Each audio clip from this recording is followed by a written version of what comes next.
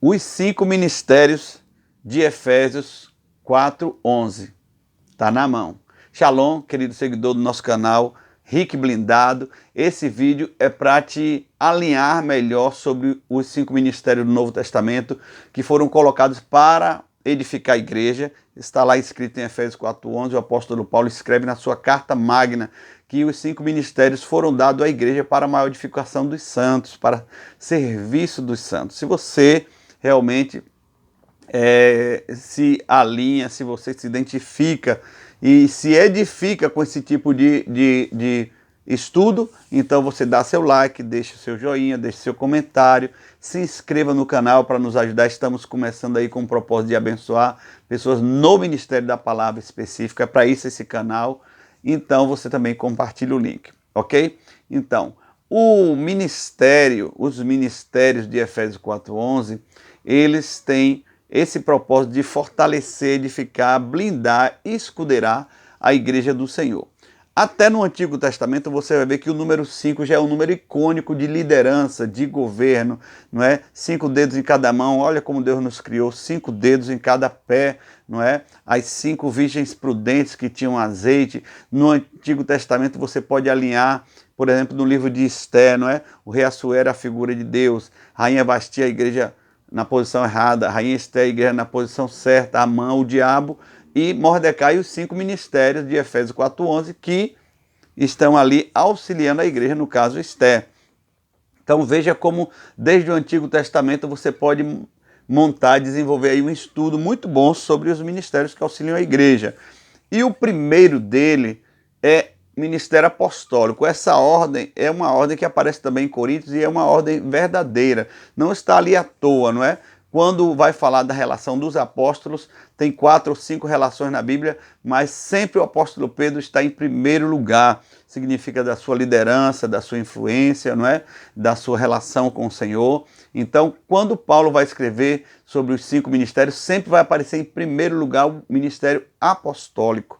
Não é? Apóstolo tem muitos questionamentos, polêmicas sobre este nome, mas a etimologia da palavra remonta a um enviado de Deus, um tipo de um missionário mais plural, mais capaz, que não tem acesso, que não é um apóstolo porque ele se auto-intitulou, mas ele é um apóstolo porque ele foi aclamado pela igreja, e não a igreja denominacional onde ele serve, mas a igreja como um todo, a igreja do Senhor. Então ele flui na igreja do Senhor. Eu acredito em apóstolos contemporâneos nos dias de hoje, mas esse nome foi banalizado. Muitas pessoas se auto-intitularam apóstolos porque isso gera dinheiro, gera status, gera massagem no ego, um monte de coisa ruim.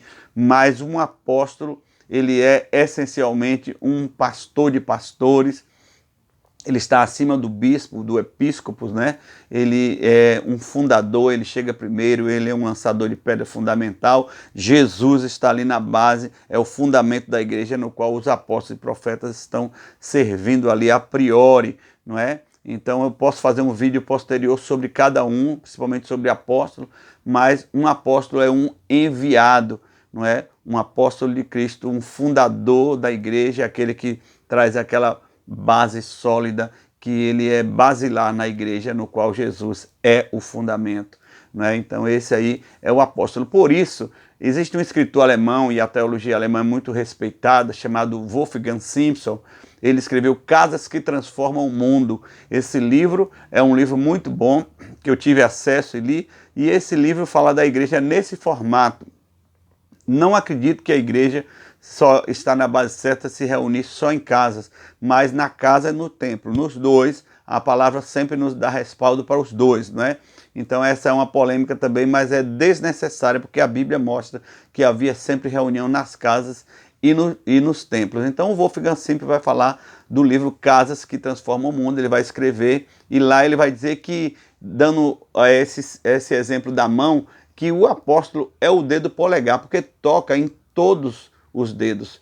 Não dá para você ser apóstolo sem ser um desses aqui. O apóstolo é profeta, é evangelista, é pastor e é mestre. Agora, nem todos dos demais são apóstolos, certo? O apóstolo pode tocar em todas essas áreas, por isso ele é alguém importante na igreja. A palavra apostólica é uma palavra importante, É uma palavra que traz uma palavra de sabedoria, que equaciona problemas, desfaz dilemas, que geram autoridade sobre alguns conflitos locais e extralocais. O apóstolo ele é local e ele também extralocal, certo?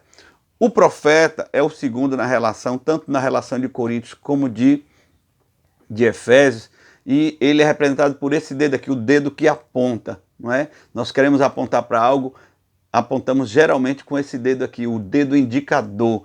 Tanto no Antigo como no Novo Testamento, o profeta tem essa figura. Ele tem um perfil e uma função diferente no Antigo e do Novo, mas ele continua sendo um denunciador de Deus. O sacerdote, ele ouve dos homens e apresenta a Deus. O profeta, o endereço é ao contrário, ele ouve de Deus e denuncia para o homem. Não é? Profeta vem da palavra hebraica nabi ou navi, que significa uma panela borbulhando, né? Denunciando o pecado que vem para conserto. Então, o profeta ele é uma figura mais paternal, quando é do ponto de vista das famílias antigas, onde o pai saía para trabalhar e trazia uma palavra de peso, e quem ficava mais era a mãe. Vamos ver quem será a mãe, não é? Quem representa a mãe. Então, nesse terceiro dedo aqui, esse é o maior dedo da nossa mão, então ele vai alcança mais longe, é esse dedo maior. Então esse dedo representa o evangelista. O evangelista, ele não tem necessariamente uma função local, mas ele é extralocal. Ele é aquela pessoa indicada para chegar, prega o evangelho de toda maneira. Ele encontra uma forma de lançar o evangelho, os primórdios do evangelho, as primeiras bases do evangelho, plano da salvação.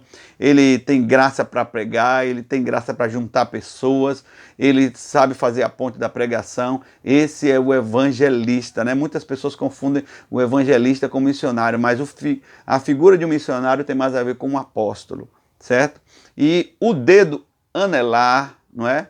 Esse dedo aqui do anel é o dedo do pastor, no livro do Wolfgang Simpson, O Cara que Transforma o Mundo. Nesse dedo aqui que se usa aliança, justamente porque tem uma veia aqui que vai até o coração. Então, o pastor é um termo de ternura, não é? Em muitos lugares eu sou chamado de apóstolo nas igrejas, nos lugares onde nós fundamos igreja, mas eu não abro mão de ser chamado de pastor. Pastor é um termo de ternura, pastor é um apacentador, pastor é uma palavra paralela de pai, não é? Muitos nos chamam brincando de pastor, não é? Porque o pastor é esse que ensina. Ele tem mais uma figura de mãe. Ele dá o leitinho na boca, ele apacenta, ele cuida, ele tem um cajado. Jesus falou, fere o pastor e as ovelhas se dispersam. Ele não falou fere o apóstolo, fere o profeta, fere o pastor. Porque o pastor é esse que está mais pertinho da ovelha. Não é? Também Jesus, apesar de ser reconhecido como apóstolo, profeta, mestre, evangelista e pastor, da própria boca ele só falou que ele é o bom pastor, não é? Então aí em João 10 ele vai dizer eu sou o bom pastor. Então a figura do pastor é uma figura essencialmente local, ele não é extralocal como o apóstolo, como o profeta e o evangelista, mas ele é local, ele cuida ali da ovelha dia após dia. E o último dedinho, o dedo mindinho, Wolfgang Simonsen, ele fala de maneira bem humorada que é o dedo do mestre, porque o mindinho cabe em qualquer ouvido, né? Às vezes a gente quer coçar o ouvido e o mindinho cabe em qualquer ouvido, para dizer da facilidade, da fluência do mestre de ensinar. O mestre é aquele ensinador comprometido com o didaquê, com o didático, com o ensino da palavra, escola bíblica dominical. Ele é também uma função mais local, porque ele sabe esmiuçar a palavra, destrinchar a palavra. Um bom mestre, ele é aquele que ensina para qualquer faixa etária e todo mundo entende, ele sabe fazer as colocações, ele tem uma voz cálida, acessível e agradável, em geral, né? Porque a gente já leu um pouco sobre a biografia do apóstolo Paulo e disse que ele não tinha voz muito agradável de ouvir. Mas, enfim, um bom mestre é esse mestre que não é que ele sabe tudo, mas tudo que ele sabe passar. Então está aí os 5 ministérios de Efésios 4:11. Espero que você tenha sido extremamente edificado. Shalom.